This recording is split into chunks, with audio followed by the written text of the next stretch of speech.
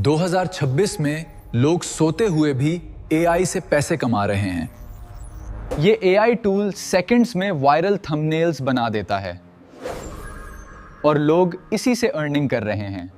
ये AI human जैसी आवाज जनरेट करता है बगैर अपनी आवाज इस्तेमाल किए। बस स्क्रिप्ट पेस्ट करो और ये एआई मुकम्मल वीडियो खुद एडिट कर देता है। और अभी जो आखिरी टूल्स आने वाले हैं वो वाकई फ्यूचर लेवल हैं। ये एआई सिर्फ चंद सेकंड में मुकम्मल वेबसाइट बना देता है।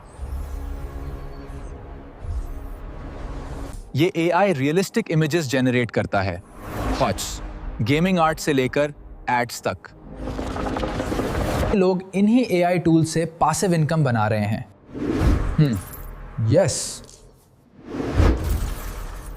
इमेजिन अगर आपने ये एआई टूल्स आज सीख लिए तो 1 साल बाद आप कहां होंगे?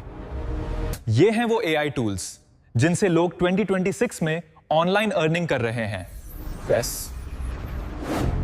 कमेंट करो, सबसे डेंजरस एआई टूल कौन सा लगा? अगर ये वीडियो आपको अच्छी लगी हो तो मेरे YouTube चैनल डिजाइन फैक्ट्स को जरूर सब्सक्राइब कर दो। और ऐसी मजीद एआई वाली वीडियोस के लिए फॉलो करना ना भूलना।